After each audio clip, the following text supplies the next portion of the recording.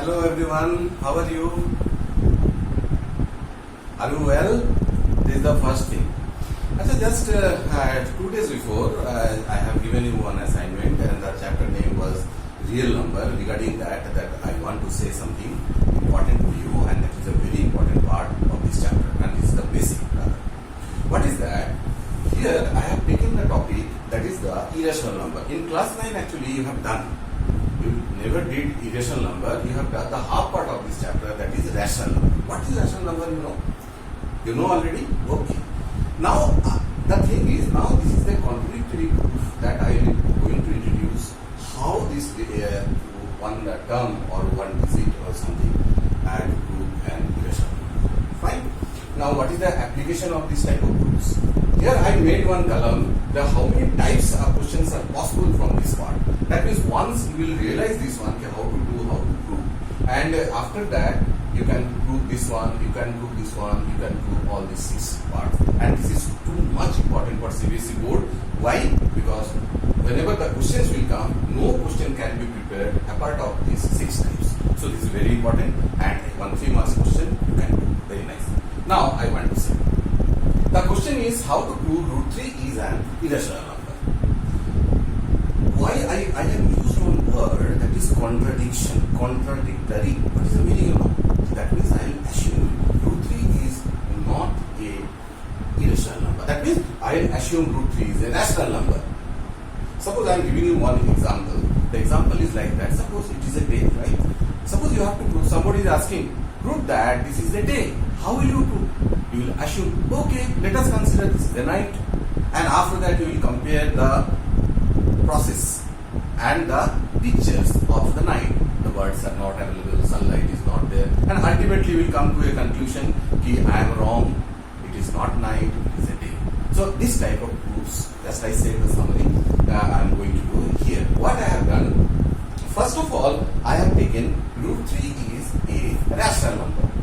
Now I am going to class 9. I said that this is very important. If root 3 is a rational number, that means root 3 will take all the qualities of rational number. That means what is rational number? A number which can be expressed in the form of p by q, where p and q are the integers and q, the denominator, never be 0.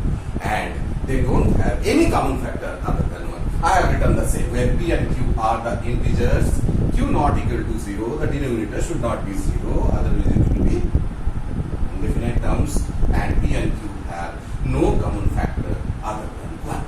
Right? So that means I have reached to this conclusion, root 3 is a rational number, that means p by q. After that, you know, already I have discussed in your class, how to remove a root.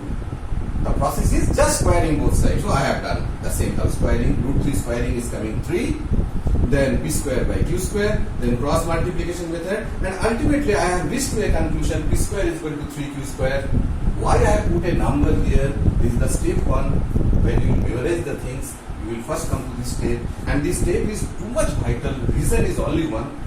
Here I am getting a number that is 3. That means a number have a factor 3. That means this p square is entirely divisible by 3. Fine. If p square is divisible by 3, automatically p will be divisible by 3. Then how I have written this p is divisible by 3. That means p is equal to 3k. K is any kind of integer, any kind of natural number it may be.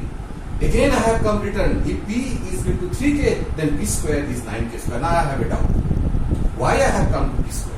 Because in number 1 I have kept the format in p square form. Here also I have kept the format in p square form. That means the right side 3q square and 9q square is equating. And ultimately I have got one statement, that is q square is equal to 3k square. What is the clue? Again 3 is coming. That means the q square has a factor 3. That means the q also have another factor 3. That means q is divisible by 3. So what I have done? First I have done p is divisible by 3, right? Here, number 2. And now I am saying q is divisible by 3. That means very clear, p and q have a common factor, that is 3. But I have assumed here p and q have no common factor other than 1. That means I have done something wrong. What is wrong? The wrong is, here I am proving it has the common factor 3. Now here I am proving Yeah, I was stating earlier, as per the definition of rational number, it has no common factor other than 1. So this is the contradiction.